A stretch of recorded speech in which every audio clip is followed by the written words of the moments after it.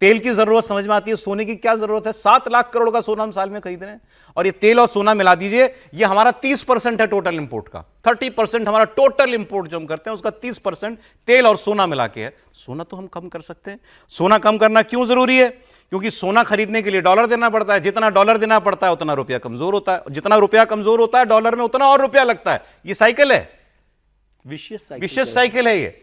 आप जितनी आप डिमांड बढ़ाएंगे डॉलर की, उतना डॉलर महंगा होगा, रुपया उतना कमजोर हो जाएगा। आज 95 रुपए पे रुपया बैठा हुआ है, और भी उसकी वजह होंगी। और मैं आपको थोड़ा एक और पत्रकार ने देखा, आपको पता है भारत के अंदर कितना सोना है?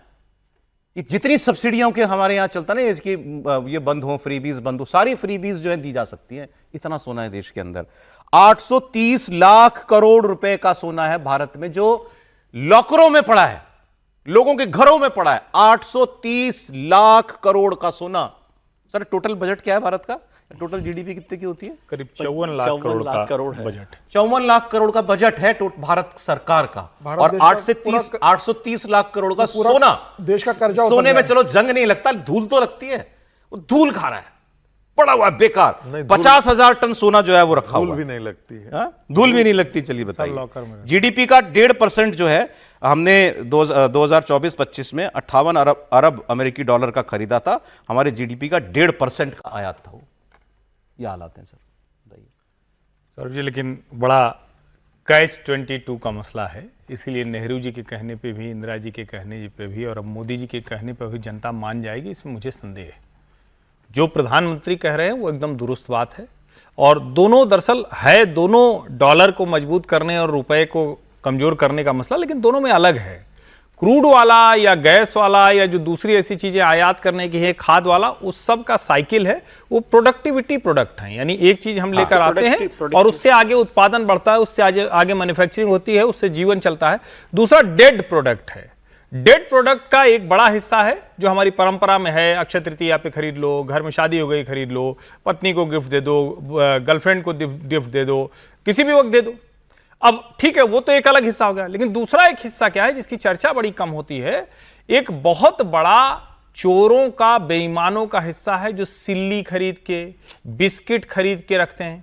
और क्या नरेंद्र मोदी सरकार ये पॉलिसी करेगी कि गोल्ड में इन्वेस्टमेंट की सारी योजनाओं पर तत्काल प्रभाव से रोक लगाएगी? मैं बड़ी गंभीरता से बात कह रहा हूं, क्योंकि हम जो कुछ कह रहे हैं ये हम कह रहे हैं कि आप ना खरीदिए ना खरीदिए, वो नहीं खरीदेंगे लोग। वैसे ही जब नहीं होता है पैसा तो हम ही लोग क्या करते हैं, अच्छा खरीदना ही है। गोल्ड में इन्वेस्टमेंट की बहुत से योजनाएं तो सरकार की नीतियों से ही चलती है। योजनाएं तो सारी जितनी है, सारी जितनी सब सरकार की योजनाओं से चलती है। मैं कह रहा हूं कि आप आज तय कीजिए कि पहले इसको गोल्ड इन्वेस्टमेंट का मीडियम नहीं होगा, क्योंकि डेड प्रोडक्ट है वो जिसको जिस तरह से, हाँ जनता को खरीदने। अब 100 किलो सोना अगर है तो मात्र 1 किलो भारत में निकल पाता है, 98-99 किलो बाहर से आना है। तो जो चीज बाहर से की लेके आनी है वो किस काम की होगी? आप दूसरी ऐसी चीजें कर सकते हैं, दूसरी बहुत तरह की चीजें होती है जो उसका एक तरह से कहें कि सब्स्टिट्यूट बन सकता है।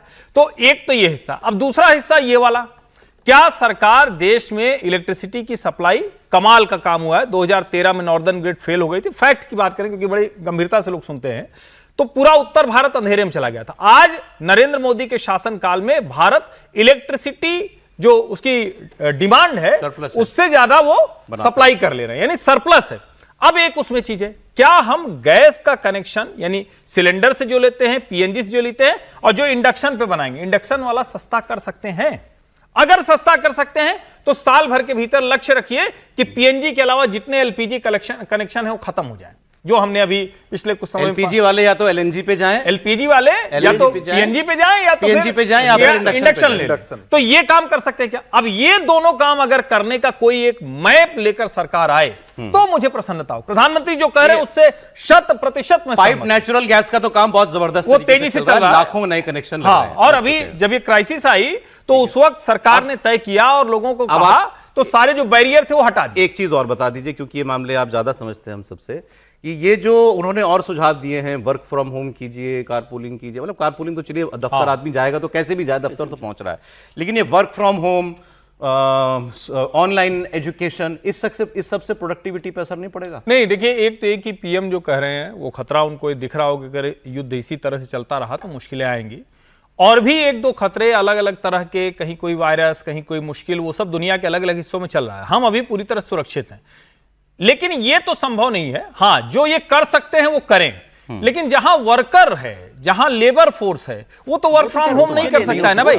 वर्क फ्रॉम होम तो वो कर सकता है जो कहीं कनेक्ट हो जाएगा, किसी ऑनलाइन मीडियम से जुड़ जाएगा, कहीं से वर्चुअल या वीडियो कॉन्फ्रेंसिंग कर लेगा। उसका हिस्सा मात्र 8 से 10% है। वो भी बहुत है जी, 80 से नहीं, वो हो जाए तो बहुत अच्छा, क्योंकि वही सबसे ज्यादा कंज्यूम आईटी करता है। कंपनियों ने खबर ही पे और पड़ा। एक और चीज सौरभ जी, एक और चीज, क्योंकि वो उसके बिना बात नहीं बनेगी। एक तो ये है कि भाई साहब लोग वो चल पड़े हैं। अब अभी मध्य प्रदेश का एक कोई पाठ्य पुस्तक निगम का अध्यक्ष बना है, वो बताएंगे। 700 गाड़ी का काफिला लेके गया है। जा रहा था मैं उसके लेकिन लिए। मूल क्या कि नेताजी अगर स्कूटी से भी चलेंगे तो पीछे काफिला। एक तो और क्या हम पब्लिक ट्रांसपोर्ट को उतना अवेलेबिलिटी करा पा रहे देखिए, हैं? दो काम तो किए ही जा सकते हैं ना। आईटी कंपनियां घर से काम कर सकती हैं। मैं देख भी रहा था, कुछ आईटी कंपनियों ने निर्देश दे भी दिया। एक्चुअली वो सरकार से कह रही हैं कि आप गाइडलाइन इशू कर दीजिए कि ये सेक्टर जो है ये मैक्सिमम वर्क फ्रॉम होम कराएगा। आईटी वाले तो पहले भी कराते थे, तो वो करा सकते हैं। स्कूलों के लिए भी गाइडलाइन सरकार अगर जारी कर दे, मैंडेटरी कर दे ना, कि भाई आने वाले वक्त में कुछ इतने महीनों के लिए अब ऑनलाइन ही होंगी क्लासेस, जैसे कोविड में होती थी। तब तो साल साल भर हुई हैं और ज्यादा हुई हैं, अभी भी कराई जा सकती है। बट इसके लिए सरकारों को गाइडलाइन देनी पड़ेगी, सलाह नहीं। तो क्या वो सरकार करेगी? ये भी निर्देश दिए गए। केंद्र सरकार ने अपने मंत्रियों को कहा है कि कारों के काफिले में वाहन कम करें, निजी वाहनों से आने वाले सरकारी कर्मचारी कार पूलिंग से आएं, और इलेक्ट्रिक बसें भी चलाई जाएंगी कुछ रूट्स पर, ताकि वो कर्मचारी जो हैं वो उससे आ सकें। और कोविड काल की तरह केंद्रीय कर्मचारियों का भी रोस्टर बनाकर उनको भी वर्क फ्रॉम होम की व्यवस्था दी जाएगी। जी त्रिपाठी, वो समीर जी, आपने कहा था कि सरकार को फ्रंट से लीड करना चाहिए, कर रही है क्या? निश्चित रूप से मुझे लगता है नहीं, मुझे लगता है कि सरकार, प्रधानमंत्री मोदी ने अपील किया, लेकिन प्रधानमंत्री मोदी के ही पार्टी के जो नेता लोग हैं वो इसको बहुत गंभीरता से नहीं ले रहे हैं। अगर आप देखेंगे मध्य प्रदेश में अभी सौभाग्य सिंह ठाकुर मध्य प्रदेश पाठ्य पुस्तक निगम के अध्यक्ष बने। उज्जैन से लेकर भोपाल तक का जो रास्ता था, क्या गाड़ियों का काफिला निकला, 200 से ज्यादा गाड़ियां लेकर निकले वो, और उसमें सारे लोग शामिल थे। उनसे पूछा गया तो बोले मेरे समर्थक लोग हैं। भाई, आप कोई मुख्यमंत्री की शपथ ग्रहण में नहीं जा रहे हो, आप एक मध्य प्रदेश पाठ्य पुस्तक निगम के एक बोर्ड के अध्यक्ष बनाए गए हो, और इतना बड़ा काफिला लेकर जा रहे हो। जब प्रदेश के प्रधानमंत्री अपील कर रहे हैं कि इसकी जरूरत नहीं है, आप तेल बचाइए। और मुझे लग रहा है कि मध्य प्रदेश के मुख्यमंत्री मोहन यादव को ध्यान में रखना चाहिए कि भाई, जब प्रधानमंत्री ने अपील किया तो आप ये सुनिश्चित करें कि आपके विधायक, आपके मंत्री, आपकी पार्टी के नेता जहां तक हो सके इसमें कटौती करें। और भारतीय जनता पार्टी के तमाम राज्यों की सरकारों से भी मैं अपील करूंगा कि भाई, प्रधानमंत्री ने जो कहा है उसे लेके थोड़ा अपने काफिले में कटौती करें। आज भी अगर आप देखेंगे तो एक विधायक 5-5, 6-6 गाड़ी लेकर चल रहा है।